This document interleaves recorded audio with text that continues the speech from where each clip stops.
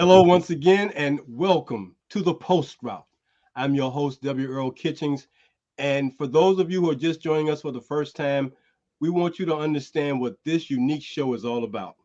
It is about preserving the legacies of Black quarterbacks who have played this game of football since 1903 at the major colleges and a little earlier than that at HBCUs. But in starting this organization called Quarterfive Back, which I consider to be a fraternity of Black quarterbacks. We have spun off this show called The Post Route, and what it will do is give you an opportunity who are watching and listening to be a part of conversations that we will have with Black quarterbacks who have made their legacies, who have made history, who have made their marks on this sport called American football. And let me tell you, there's nothing like knowing that you can talk to the most iconic position on the football team when we talk about football, because the quarterback is that guy. He knows all the plays, he knows where everybody should line up. He is the second set of eyes on the field for the head coach.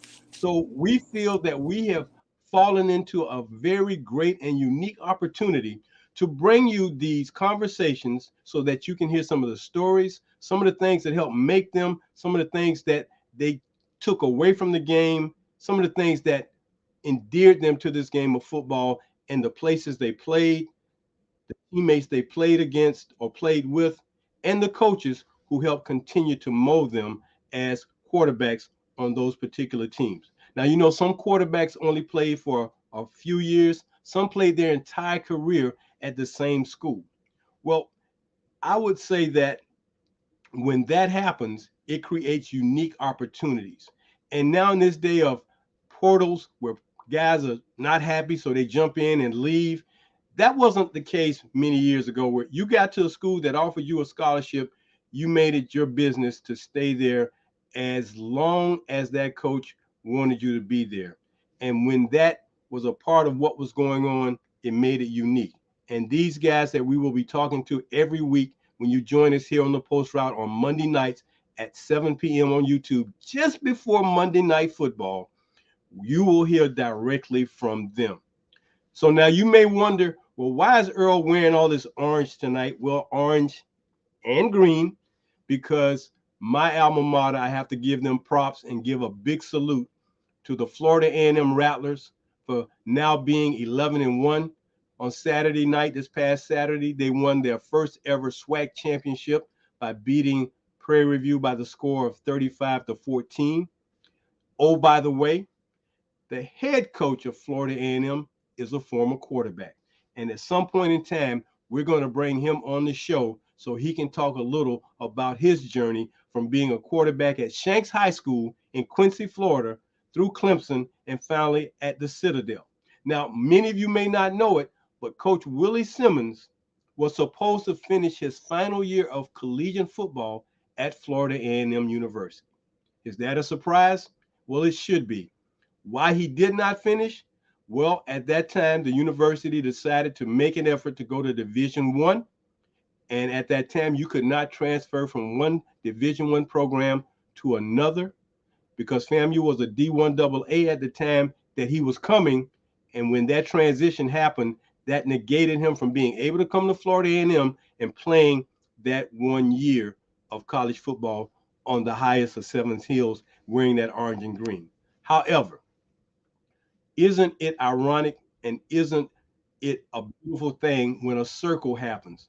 He could not play for FAMU, but yet he has donned the orange and green to now lead us to being one game away from winning the Black National College Championship. And that's coming up in 2 weeks. But before we get into any more of that about the Rattlers winning and going on to have to play Howard University in the Celebration Bowl on December 16th, let me just share with you how special tonight's show is.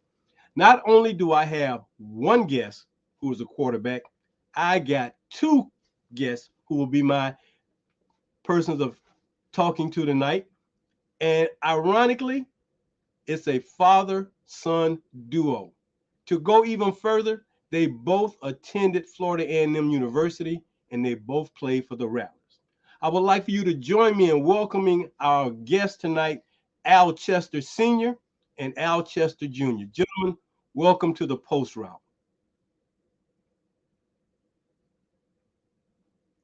I think you might be muted, Al.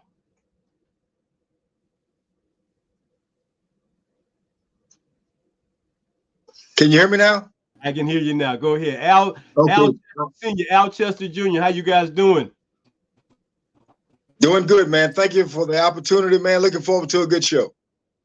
Well, let me tell you, we've already talked about this show in particular because, as I mentioned to both of you, I don't know of any other father-son combination that went to the same alma mater that played quarterback other than Archie and Eli Manning. So you guys are in some very, very esteemed company when we talk about that, because for your son to follow you to your alma mater is one thing, but for him to play on the same football team and play the same position, does it get any better than that, Al? No, it doesn't get any sweeter than that, man. I think we talked offline, and I told you, man, the ultimate compliment is when your kid follows in your footstep. And I still tell everybody he was a better quarterback than me, and he had more opportunities than I did. I mean, he wanted to be a pharmacist, but he had a chance to go to Stanford, Vanderbilt, Air Force, and some other schools. But what better place to matriculate than FAMU to study pharmacy? And that same degree did not impede him from becoming a pharmacist. Not at all. Not at all. Not at all. Hey, Al Jr., welcome to the show, man. I mean, how great is it to know that, man, you and your dad make history by being a father-son tandem at Florida A&M playing quarterback together, man, wearing that same orange and green in Bragg Stadium. Well, it's first off, thanks for having me on the show. It felt right. I mean, it didn't feel, weird. I don't feel special. It just felt right. I mean, always excited to do it. Glad I had the opportunity, fortunate enough to play there. I mean, that's what I always wanted to do, you know. Well, your dad mentioned that you had some other opportunities to go to some very highly academic universities, but talk a little bit about your decision in deciding to go to FAMU when you had some other great opportunities on the table, because I'm sure you would have made your bones at any one of those schools. But when you finally said or made that decision that you were going to go to FAMU, what did a party happen at y'all house? I mean, did he start raining down? I mean, what was that like when you made that decision and he heard you say, I'm going to FAMU? Well, the interesting part, and I was telling somebody this other day, that I never felt any pressure to play football. Didn't feel pressure to play quarterback. Didn't really feel pressure to go to Florida A&M either. And that was one thing I can definitely appreciate about both my parents. Especially dad and mom being Miss FAMU. It was never any pressure. It just always felt like family. I mean, as much as I enjoyed touring other campuses and being courted by other schools. It just felt like just felt natural. It felt like family. And one thing they always instilled in me was Florida A&M is just as good as any other school. You can go there and you can be just as successful as you want to be. And I mean, my lifestyle, growing up, it was a product of what you can do when you go to FAMU. You know what I mean? Opportunity is still there, but when you talk about the most important time of your life, setting that stage and getting on that launching pad, when you're becoming that boy, you could leaving from being that boy to that man. I didn't think there was any place better in the country, in the world for that matter, for me, for what I wanted to do and how I was feeling. And to be around people that look like me and to be celebrated and to celebrate our culture as not just an HBCU or a great black school, but a great school, period. I mean, I was, as a historian, I remember when FAMU was College of the Year in 1996 and 1998. I mean, that was College of the Year. That wasn't just Black College of the Year. And I just always felt good about that. And I just going to the games, you feel so much pride. And, if I could do it all over again, I would do it the exact same way. Great. Big Al, when he told you or when he said to you and your wife that he had decided to go to Florida A&M University to follow in the footsteps of both of you because you're both graduates. What was that feeling like? What kind of emotions did that set off in you? Well, you know what? I mean, we both were elated and happy he made that decision. I was going to support him wherever he wanted to go, and I've always told him that whatever he decides he wants to do, and but the time he was going to spend in college was going to be his time, not my time. So we both encouraged him to make the decision. You know, you can be a big fish in a little pond or a little fish in a big pond, and we were not only were we happy, but our friends and family were happy as well. I mean, and he didn't get too far away that we couldn't see him play ball, you know. And I'm sure that was part of the decision making as well. But I mean, what better place can you go to get an education in pharmacy? He decided he wanted to be a pharmacist from the rip, so I couldn't think of a better school. And but it was his decision. And hey, man, we did cartwheels. So moving from that to now, we're going to talk football. We're going to talk some football now. So um, just so our viewers know, Alchester Senior led Florida A&M to an undefeated season, the only team in the nation in 1977 that went undefeated when the Rattlers went 11-0 and won not only the SIAC championship that year, but the Black College National Championship.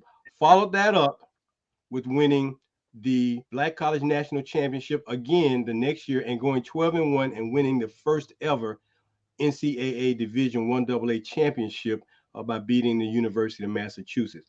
So that kind of legacy was there that this gentleman laid before us and put on the map for Florida A&M.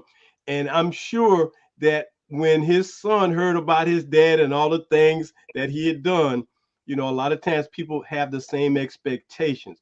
But Al Jr., you said you weren't under pressure or anything like that. But when you heard about some of the exploits of what your dad had done in college, what did that make you think about when you got there? Well, again, it's funny because people would think I would have gotten caught up in that, but I mean, that's dad. You guys know him as number two, as Albert Chester, but I mean, that's dad. So again, like, never felt the pressures. Always felt very proud of of his accomplishments, and just use that as motivation. I mean, I was talking to someone the other day, and I was saying how, when you really want to be like somebody, it's not pressure how people would think. It was like I knew what was in me, so it was just going out and doing it. It wasn't, it wasn't tight, wasn't nervous, but unlike everybody else, shoot, that's my daddy. So I mean, that's it already. You know what I mean? So it's no pressure at all. Just enjoy it, and have a couple of cool moments. It didn't, we didn't, win a national championship or anything like that, but enjoy myself. I mean, played some good ball. Had some good memorable moments, and I mean, that's still dad. I mean, 1978 national champion, All American 1976, 77, 78.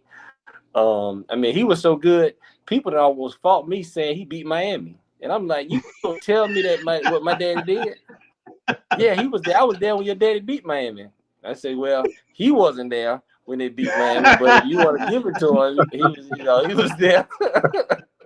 So I mean, so it's it's funny, but it's like that's how you so good, you get credit when you weren't even there.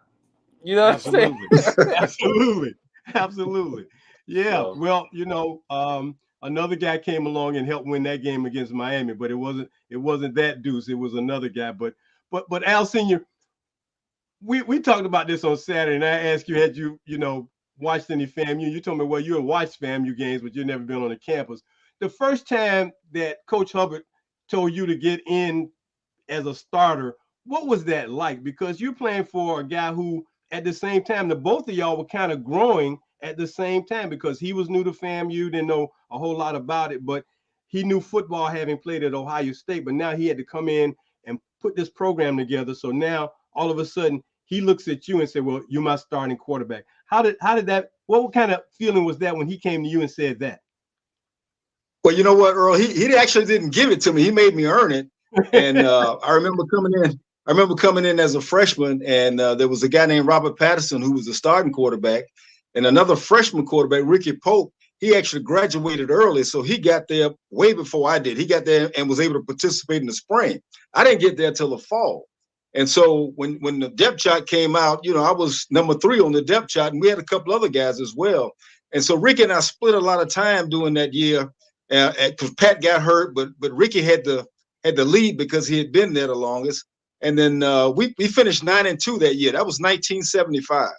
Come back in 1976, it's just me and Ricky. And again, Coach Hubbard didn't give it to me. He made me earn it. And that first game we played, we alternated. We'd actually alternated plays. We took the plays in, and we did that for a couple of series. And after that second series, it was all over then. I didn't look back. So he didn't actually present me with the keys to the truck. I kind of had to earn those keys.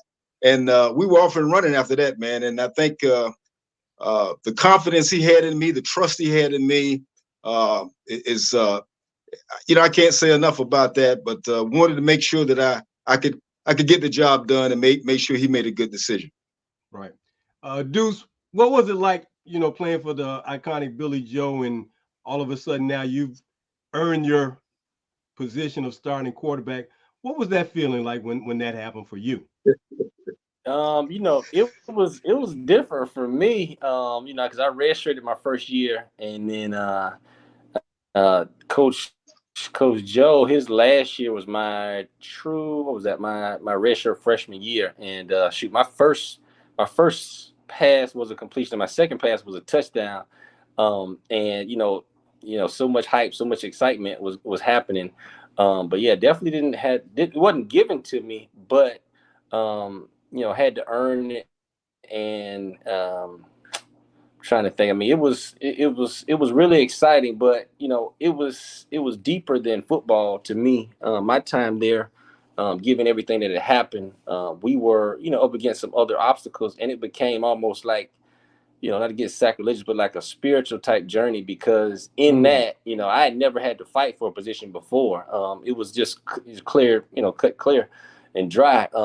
But to, you know, understand what it takes to get to the top when you start from the bottom, and then, you know, understand what it takes to stay there. I appreciated that. So I mean, that time was, it was needed, and it helped a lot in my maturation as a man. You know what I mean? That was something in my family. I remember my dad told me that you're going to become a man once you leave here. And that was my journey, you know what I mean? And then taking the reins, and then, you know, subsequently getting hurt, and the ups and downs, and, you know, you see yourself, you know, your whole life as, you know, Albert Chester. I mean, I'm wearing my towel like my dad. I'm jumping over the couch, seeing what he's doing on the highlight film, all that different type of stuff. But, you know, when you get there and reality hits, you know, you just have to roll with the punches. But, you know, it was exciting, and really, really enjoyed it. It just grew me up. You know what I mean? It changed the trajectory of my life in a good way. When you got to FAMU, how much history were you aware of, as far as not just as a quarterback, but just the Florida A&M University football history? How much of that were you aware of when you got there? For me, or for my dad? For me? For you.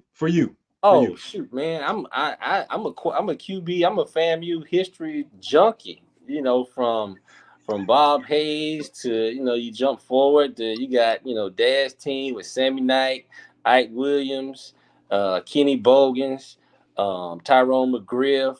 Well, he know the names. Yeah, I mean, know the names. He could narrate the highlight film, man. He knew it by heart. Wow. Dorsey Hutchinson, Gifford Ramsey. I mean, the little Wyman Daniels, shooting Vince Coleman, Earl Reinhardt. Yeah. I mean, I go all the way back, and then we talk about quarterbacks now. You know, they say, you know, DBU and all that type of stuff, but shoot, from my dad to, you know, Sammy Knight, Eric Trevelyan, you had Kuntz in there. I mean, I can name, you know, name them all. I mean, jumping up, Mario Allen, Damian Slaughter. Hey, this is what I do. You got him. This is what I do. So let me just ask you, because you brought up a name that took me back to 1978. Did your dad ever tell you about that touchdown pass he threw to Wyman Daniels in the Florida Classic, the first Florida Classic? Did he ever tell you about that play? The magic man from he was from down that way. Yeah, that juggling catch. Yeah, it was sweet. Juggling catch. Yeah, that was sweet. Man, that game there, man. If you've never saw the footage or the film, that game was such an unbelievable game. And to me, I still say that was probably the most fantastic game in the history of FAMU football that I've seen. And I've seen a lot of FAMU football, but that particular game against your rival, they got you down 17-0. And Al, I don't know if you know this, and you might, but I was told from some friends of mine who went to Bethune-Cookman who were on that team that said when they went in the locker room at halftime up 17-0, the coach was in tears. Is that right? What was he crying about? He was so happy that he was up on FAMU 17-0 at the half. Oh yeah, we got him. And I tell you what's so ironic about that game was the previous game we played Southern. And we went out there and played on regional television. We won the game, but we didn't play well offensively for 4 quarters. And we come back and play Bethune-Cookman. And that first half, we stunk up the place again. So, you know, I still say that game propelled us to the national championship. But to be down 17-0, and just like Deuce just said, man, we watch that video all the time. What I still haven't really seen was the run. And I've been trying to get the old AD down in Bethune to get me that footage, man. He's been dragging his feet about getting it to me. Oh, Lynn Thompson. I've been begging him for years to let me. He's got the footage of just the offense, our offense against their defense. And but anyway, and nevertheless, that was the game that propelled us. But I too think that was a tremendous moment, a special moment in FAMU football, and I'm just glad I was a part of it. Man, you got everybody in Tampa Stadium on their feet, 4th down. And you retreated 30 yards. Hey, Deuce, he retreated 30 yards and went 40 yards to get us a 1st and goal that gave us the touchdown to give us a lead in that game, man, because 4th down and he started scrambling and everybody's holding their breath. Right. I mean, literally, because it's like this is the last play, man. If we don't make it this time, game over. And it just seemed like, man, like you say, magic. It was just magic to watch him scramble like that, man, and then to turn up field and get that 1st down, man, that was just unbelievable. I mean, I can still see that game, man. But yeah, that pass to Wyman Daniels got it started in that second half, man, and the Rattlers prevailed in that game, man. So yeah, that was quite a game. And Al, that's who I got the story from. I got it from Lynn Thompson that at the half, the coach was in there and he was in tears. He was so elated that he had to, because when he played at Bethune, that was not the case. But now I'm coaching and I'm up 17-0. Oh, I got him. The first Florida Classic, I got him. And then y'all left him at that 17 and went on to win 27-17. So that was a phenomenal game, man. Unbelievable. The game is played in 4 quarters. Man, and you played all 4 of them, let me tell you. Hey, Deuce, let me just ask you this. Do you recall a game, not maybe that matches that, but one of the most exciting games in your career while you were at FAMU? What would you say was probably your most exciting game or most memorable game? Earl, he was a wildcat killer, man. He was a wildcat killer. Because we didn't see they went into halftime down 17-0. We didn't go into halftime down 17-0. We was only down, I think, 17-7 or something like that. But breaking that I think it was a 3 or 4 game losing streak we had prior to that in 2005. That was probably the most memorable. And then the following year coming back and throwing, I had a career day in 2006. I threw 5 touchdowns in that last classic in 2006. But 2005, the one in 2005 was probably the most fun because I had watched that game from 1970, that would be 1978, so many times, and then to look up at the scoreboard and see we down 17-0, and I was like, I looked to the sky. I was like, God did this for me. Hey, man, the God of the Rattlers. Yeah, the God of the Rattlers. Yeah. Well, that and then it's like that Tiger Woods moment when he won the Masters, and as soon as he came off the course, the first person to really just give him a big old bear hug was his dad. I'm sure when you came off the field with that particular game and winning it like you did. I mean, I'm sure that father-son moment was just special for both of you. Yeah, yeah. We just kind of looked and laughed. It was funny. It was priceless, man. I tell you, I was actually in the press box when all this was going on, and the guys interviewed him on the field, and they said, "Well, where's your father?" He said, "He probably up there crying," and he was right. I mean, I was so elated, man. I mean, it was just so special. I don't know of a more special time other than when he was born that I enjoyed the most was watching him beat Bethune-Cookman and the way he did it. And him and Shine, man, they to this day they still have a relationship, and just a tremendous deal. Well, you know, And he'll in a have to game tell you like about that relationship with Shine though. right.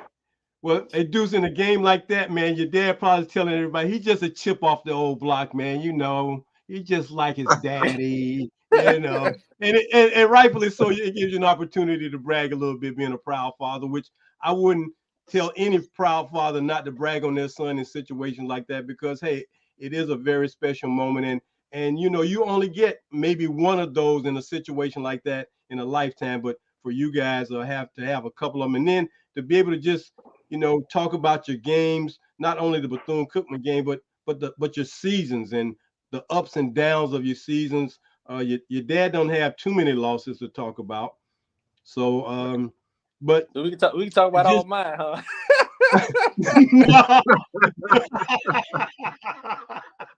He ain't got nothing to talk about. Well, I learned a lot. He won a lot. I learned a lot.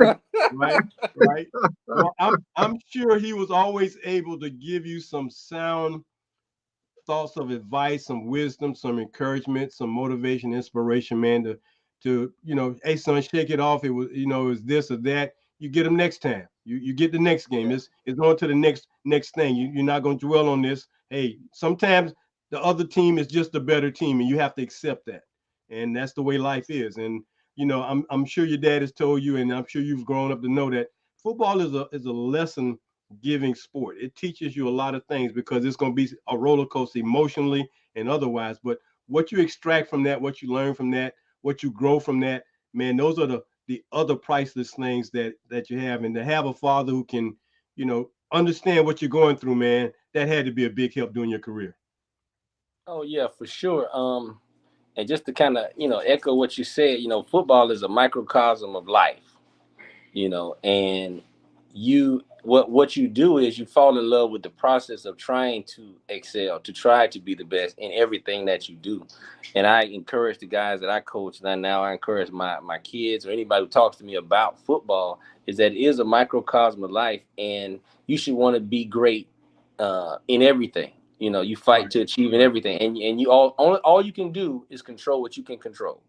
I mean, we jump over how how tumultuous it was at FAMU during that time. That would be almost considered the dark ages. You know what I mean? Mm, okay. You had Dr. Humphreys leave.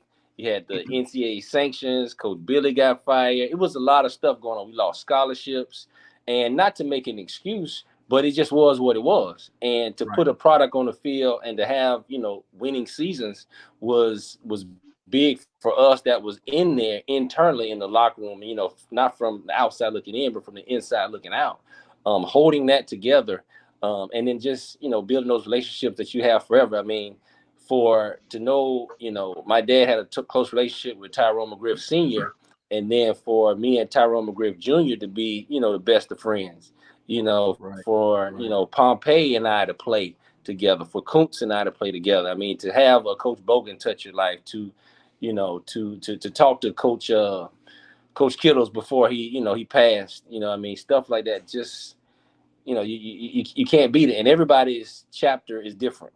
Everybody's life is different. And just roll with the punches, man, and just and smile and just enjoy it. You know what I mean? And celebrate the good times, and still just very proud of my dad, and hopefully he can proud of me of what I do. Um, so yeah. Okay. Hey, well, guys, stay with me. I'm gonna take a 1 minute time out to put in a couple of commercials, but we're gonna come right back. This is the post route with W. Earl Kitchings. Tonight, we're talking to Al Chester Sr. and Al Chester Jr., two phenomenal men who both played quarterback at Florida A&M University, with both starters, had outstanding careers. So we're honored to have them on tonight. So stay with us. We're going to be back after I pay a couple of bills. I want to tell everybody that the Post Route is being sponsored by the Anthony Lawrence Collection, the premier store and apparel shopping online store for any type of apparel that you want if you went to an HBCU, because they are the experts.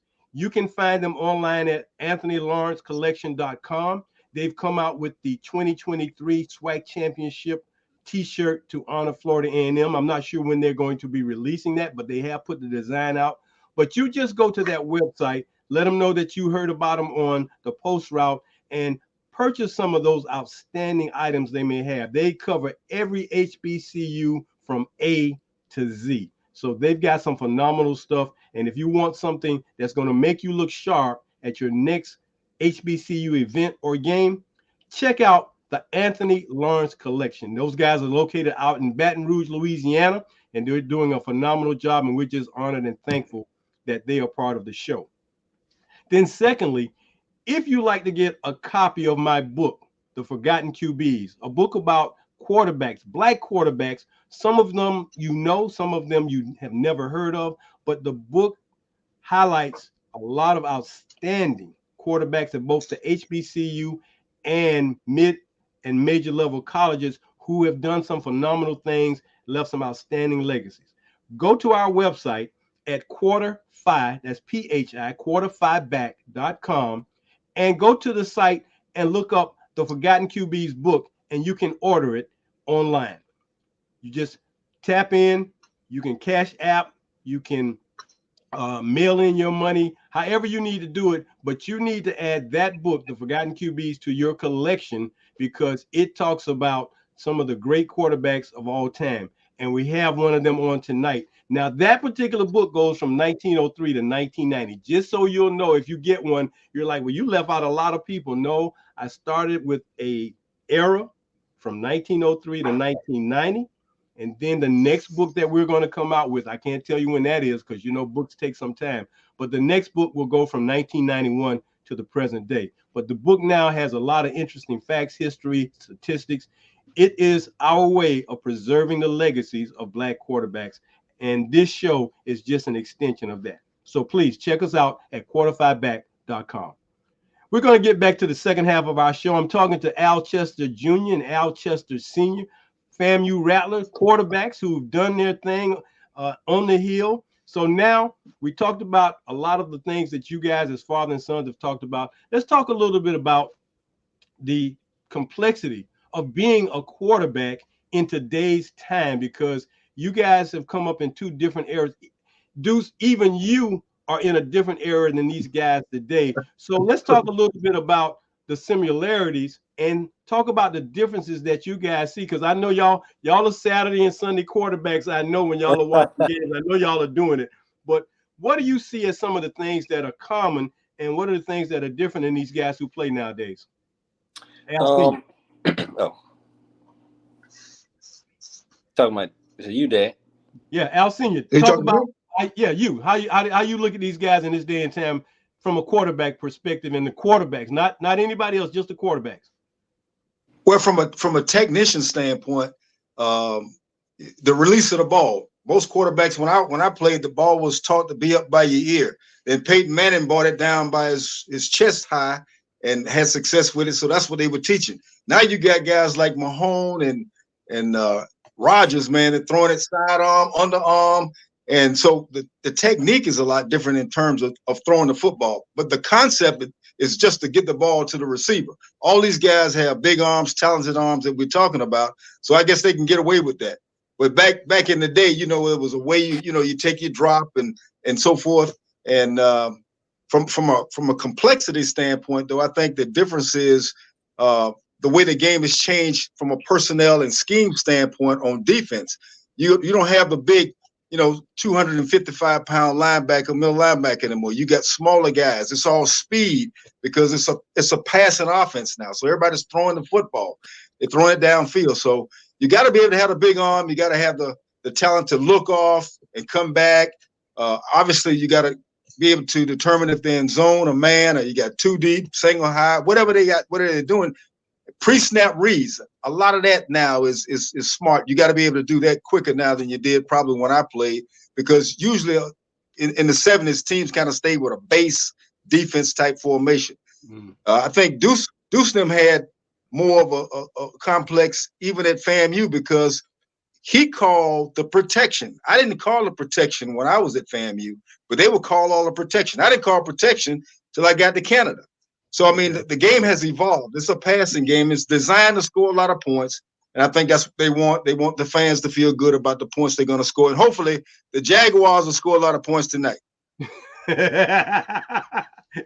What a shameless plug for the Jacksonville Jaguars. Okay. Hey, Deuce, what do you think is some of the things that are different from your era till now? Yeah, just to kind of echo, what my dad said, because it was still relatively new when I was coming out to be in the shotgun and, do a zone read and kind of run from the shotgun and be real mobile, because, the knock was, you're not big enough, but now you got quarterbacks like Kyler Murray, you got us in Carolina right now. You got us in Miami. You got us in Miami, right? I mean, you got to be able to move around, and that's where where the game is going, and so many people are now super athletic. I mean, you got defensive ends that would be starting power forwards, small forwards playing football now. So you can't have those statues back there that's just standing up and just throwing the football. And again, the complexity of everything, how it just evolves. I mean, it's really, I really enjoy seeing. I mean, as an offensive guy, you like seeing, high flying passes, exotic plays, not running the ball a whole lot, just airing that thing out and scoring a whole lot of points. So, yeah, I mean, the talent is just, it's just crazy now. I mean, the speed, I mean, you get on field level now, you're like, these guys are really, really moving, so, just anything else to continues to evolve. Well, one of the things that I think has become kind of unique or kind of a thing of now is when Al Senior played, he was under the center. Nowadays, right, everything is shotgun. Deuce, do you think that is a detriment, or I know it's just a part of the game, but does being under the quarterback nowadays, is that something that is a lost art, or you think guys are just uncomfortable? I mean, because at times I'm like, why aren't you under the center when you're just a yard away from a first down? Yeah, and it's interesting that you say that, because I started coaching again this year, and we do everything from the shotgun. And towards the end of the year, we asked the QB to go underneath the center, and he had never done it before. I mean, he had never done it before. I mean, I was showing him how to do it, and then the center was looking at me funny, like, "What you doing?" You know what I mean? So it's tough, because a lot of timing. I mean, because football is every inch counts. Yeah. And it's tough to get that timing when you're not under center in a lot of cases. Especially just like you say, it's 4th and 1. I'm never underneath the center. Now you ask me to do something like it's, and it's different being on that line of scrimmage versus being back. Those trenches are the trenches. It get ugly down there, and if you're not used to it, the hands get a little jittery. You might fumble that thing. And it's just, and that's the part that, I realize I'm getting old, because the fundamentals are the fundamentals. I mean, you've been playing, football since Pop Warner. You've never been underneath the center. That's crazy. Right. But at the same time, things just continue to move on and just, evolve. And what can you do? Well, I mean, you just got to go along with the way that things are schemed up nowadays. So, I mean, that's just one thing I think, guys need to at least be taught. You may not use it, but be taught how to get up under the center and get comfortable with that. I know it can be times of anxiety being that close to the defense, but because you haven't done it is because that causes that anxiety. So you're comfortable that far back. Hey, Al Senior, what do you think about this shotgun versus being up under the center? Well, you know what? I was about to say that all during the season, I talked about how good things happen when the quarterback's under the center, and especially when you get in the red zone. And but you look at all the schemes in college and even pro ball, you'll see them go 5 wide, empty backfield, quarterback in the shotgun, the ball's on the 2-3 yard line. Now, back in the day, Tyrone McGriff was my right guard. We would tell him we coming right here over Tyrone McGriff. We're gonna be right up under the center, and we make it happen. 3 yards in a cloud of dust or 2 yards in a cloud of dust, whatever it takes. But it's like I was saying, it's the evolution of the game, and but I still believe that good things happen when the quarterback's up under the center, and there's a time to do that. I tease about Shotgun Willie, Coach Willie Simmons. He's gonna throw that football around if he can. I mean, he believes in doing that. And when the guys are successful, it's kind of hard to say anything about it, other than because it's just the way of the times right now. But I'm an old school kind of guy, man. I believe in getting up under that center, but because I don't ever remember being in the shotgun ever. I don't ever remember you being in the shotgun either. I mean, even playing in Canada and even playing with the Firebirds here in Jacksonville, the Sunbirds, we never got in the shotgun. The quarterback was always under the center. Now, they throw the ball around so much that being in the shotgun, the quarterback is already back. So now he can pre-snap read. He can read the defense maybe a little quicker, maybe get the ball out of his hand as opposed to having to snap and drop back. Maybe they're minimizing the movement of the quarterback. I guess that could be some of the philosophy behind it. But, hey, man, it works for him. And, hey, we'll see how it all plays out. I mean, you see teams who have success with it, and Florida A&M is one of them. Well, Al, when you first talked about dropping back and having the ball up by your helmet versus like Peyton Manning had in his chest, it made me think about a guy that I thought he had the most beautiful drop back that I'd ever seen in a quarterback. Very fluid, very flawless, and that was Jefferson Street Joe Gilliam. He didn't kind of go that sideways. He backed up. He backpedaled with the ball down by his side, and until he was ready to throw, that ball was never near his helmet, but he could just flick the ball with his wrist, and he was just so accurate. But, man, he was so beautiful watching him just backpedal on guys. Like, man, this guy's too fluid. Earl, he was the gospel truth, man. That guy was a special talent. I'm going to tell you about a guy before him, Elridge Dickey, who played at Tennessee State. He was ambidextrous. He would warm up with the left hand and the right hand all at the same time. I mean, them guys, they produced some quarterbacks who could spin that ball, man. Joe 747 Adams, I played against him. He could spin it. I mean, they've had some talented guys. But you're right. Joe Gilliam was just one of those unique guys who could get it done, man. Hey, Deuce, your dad talked about this guy, Eldridge Dickey. You know what his nickname was? Wasn't it like the gospel truth or something? Like, wasn't it? The Lord's Prayer. Lord's Prayer. Lord's Prayer. Now, and I told your dad this past Saturday that there was another guy who was ambidextrous out of Gainesville, Florida, was the first black quarterback at Georgia Tech. His name was Eddie McShann. Okay. Eddie McShann.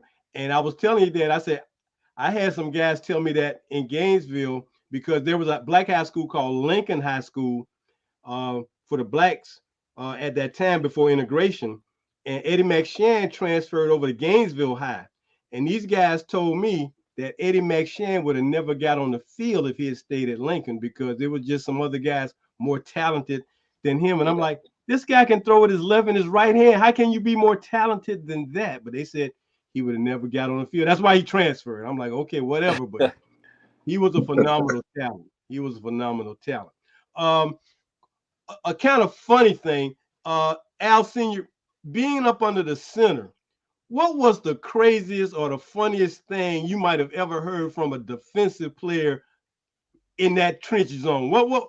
Because I know some guys are down there saying things and talking trash. What might have been one of the craziest things you remember that somebody might have said across from you? Well, you know what? There was there was a fear factor when they played us, man. And you're talking about the defense talking back to us? Yeah. Yeah, I tell you what, they would growl. I mean, I would have guys try to throw dirt in my face, but nobody never really said a whole lot. They would make these funny noises. But meaning back in the day, man, 77, 78, there was a fear factor. I think it was one of those deals where they respected us enough that they know how far they could push it, but throwing dirt and stepping on my hand after I hand the ball off, that kind of thing, but nothing over the top verbally.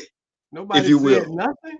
That's kind of interesting because in this day of trash talking, and dudes, I know these guys talk more trash now. So it's like nobody was talking no trash because somebody, and for us as blacks, one of the things that'll get you really fired up.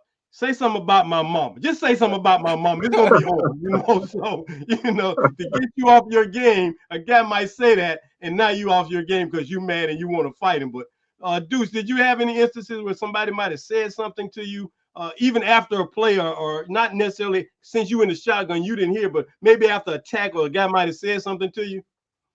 Oh yeah, but I mean, this is a family show. Well, you can clean it up. I got caught a lot of stuff, but I just, I was always so focused. I never looked to say anything back. I let the big boys handle that, man. They start shoveling, doing stuff like that. They gonna tell you what you ain't and what you is, and so it never, it was always funny to me. You know what I mean? I didn't have time for that. We trying to move the football down the field, so it was just funny to me. Earl, I can tell you something I did do, and I'll admit to this now, that the first play of the game, if we got the ball, I would tell our guys, especially if they were mouthing off, doing warm up and all that kind of stuff. Okay, we're gonna jump offside on the first play. I want you to bust that guy square in his mouth and tell him it's gonna be like this. I'm gonna take these 5-yard penalties. It's gonna be 1st and 15. We're gonna bust on the mouth, and we did that a few times now. And Coach Hubbard knew. I didn't tell Coach Hubbard, but I mean, I took blame for it. But hey, we did it. Well, we got a couple more minutes, guys.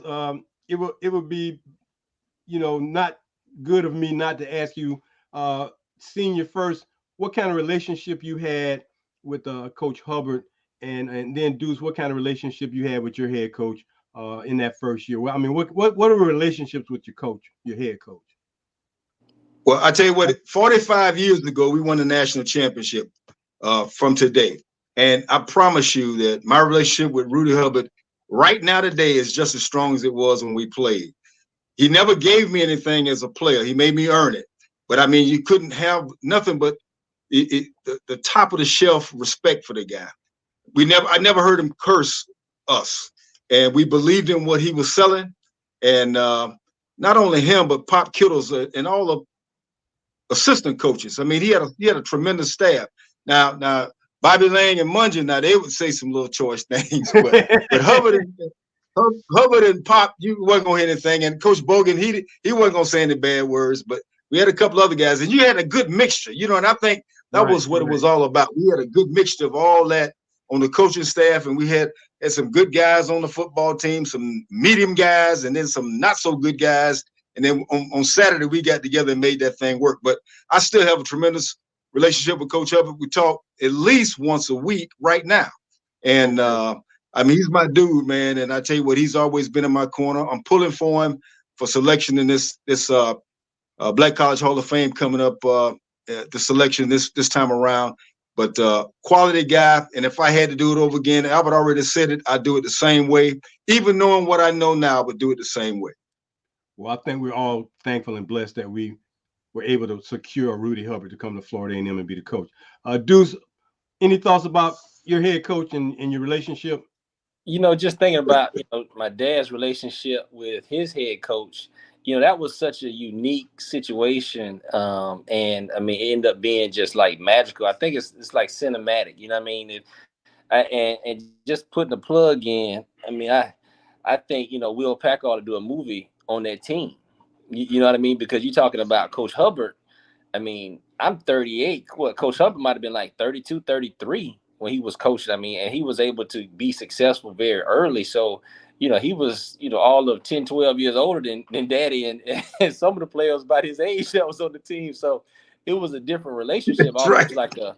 like a big brother, kind of almost, older friend, to a certain extent. But having somebody like a Coach Billy Joe, he was more like a dad / kind of granddad a little bit, because it was towards the back half of his career. But somebody like him, the words of wisdom and what he imparted and being able to teach the game like he taught it. I mean, you could see his disciples that played quarterback or that played in his offense, to how spectacular he was. And I just like, as the years go by, I feel he and I get closer, and we don't talk that frequent as my dad and Coach Hubbard, but when we do talk, we talk for an extended period of time, and I always thank him for imparting the wisdom that he did and really teaching me the game from a philosophical and even scientific aspect. And I mean, I appreciate it for definitely for what it was. So I mean, that was like, in my opinion, you talk about some of the best coaches, period, for what Coach Joe was able to do and how far advanced he was. Because now you're talking about the transfer portal. That's something Coach Billy was doing, 30 years ago. You know what I mean? He knew how to do Absolutely. that and how to work the transfer portal. So you talk about somebody who was much, was far ahead of his time. I mean, I could still go back and, we can. I talk with Coach Allen, Mario, Ben Doherty, Otima. We still Yeah. know those plays. Yeah. Bread, Okay. butter, milk, quick decision, all those type of things. So in that aspect, he gets better. He gets better as time goes on. You know what I mean? For me. Hey, Deuce, real quick, give me a Billy Joeism. One of the words or something he may have said. Yeah, I know, because he was such a guy, man. He could say things, but he had some words. But just give us real quick one joke, Billy Joeism that you remember that just stands out as soon as Man. somebody says Billy Joe, something comes to mind. I mean, just the way he would just say stuff. I remember so two things. I remember I cut my head off because I had crossed Kappa. He's a Kappa too, so we're frat brothers. Okay, yeah, yeah. Like, I see you got the Baldini, baby. This Kappa for life. You and me for life. He had another. he had another. He was like, we were left a bit ignominious. However, everybody looked around. They looked at me like, I'm a pharmacy major, not an English major. I don't know. I got to go look this up too. Say that again. So yeah, man, he Well, kept those $20 words, man. I mean, just and the stories he would tell, because he played with Jim Namath and he coached under Dick Vermeil. yeah, yeah, But I mean, yeah, yeah. everybody got something. I mean, you film session with Coach Billy, man. That Yeah, yeah. Hey, dude, the one word that comes to mind for me for Coach Joe is Coach, he doesn't want to play. That's just junkyard. yeah, junkyard. Oh, That's junkyard, oh. Coach. So yeah, I think we got robbed because they didn't do a taping of him so we can have the best of Billy Joe quotes and things he would say, man, because you would be cracking up on the days he had press conference and you would be rolling by the things he would say and the way he said them. I Yeah. think that made that added to it just the way he said them. So, hey guys, this has been great. I truly appreciate both of you taking the time out of your evenings from your families to give us some time and let the folks who are watching hear from you two guys, especially with FAMU coming off this championship and going on to play for a national championship. Alchester Senior, Alchester Junior. The Post Route thanks you both so very much for being with us tonight, and best wishes to all of you for the Christmas. And man, let's go win this national championship in 2 weeks. Let's go All Rattlers. right. All right. Thanks again, guys. Well, All right. you've heard it tonight from two of the best, one of the greatest, but two of the best quarterbacks Florida A&M has ever had in Alchester Jr. and Alchester Senior being with me tonight. And I'm just honored that they took a moment out for talking to us so you could hear some of the stories and some of the things that as a father and son, tandem and the things they shared and the joys and what they dealt with in being a quarterback at the same school on the same team wearing the same colors.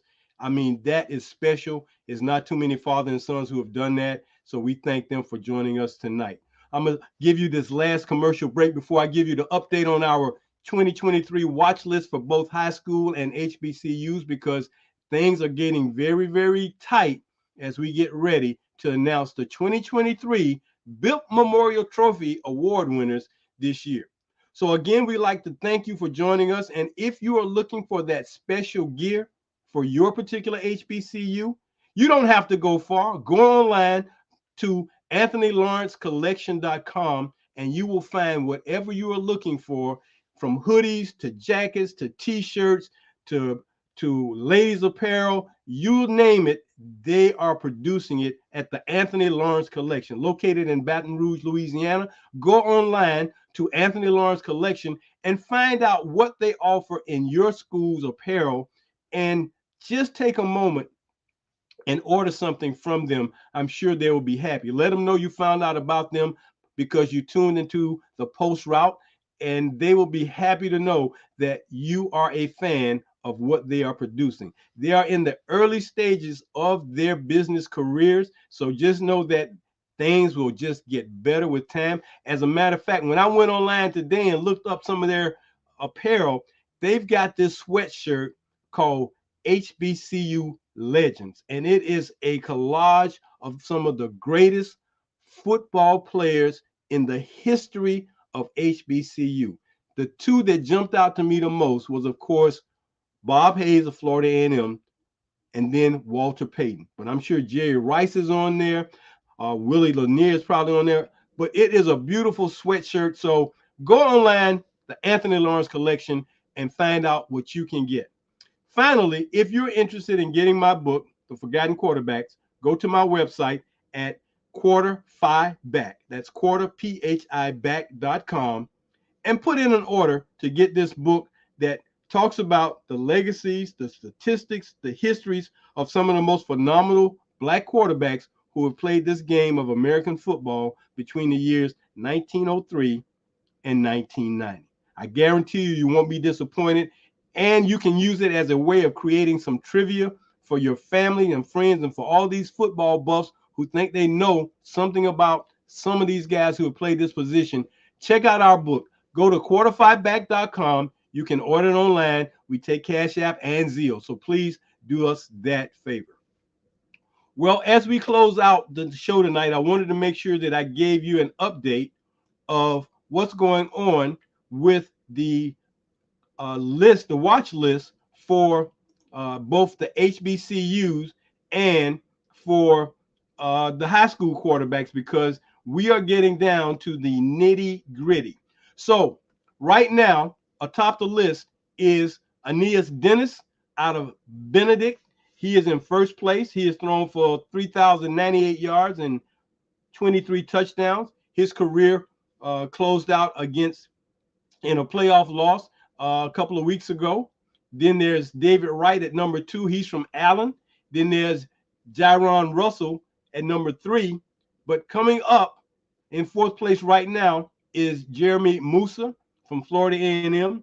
He is at 2,755 yards. He has an opportunity to move into first place depending on what he does in the Celebration Bowl. On the high school level on our watch list, the top guy is a guy by the name of Derek DJ Lagway. Lagway has thrown for over 4,200 yards this season and 58 touchdowns, playing for Willis High School. They fell a week ago in the playoffs, so he ended his season at 13-1. But following him in the top 10, there are 6 quarterbacks out of the state of North Carolina. Andrew Atmore out of Dudley.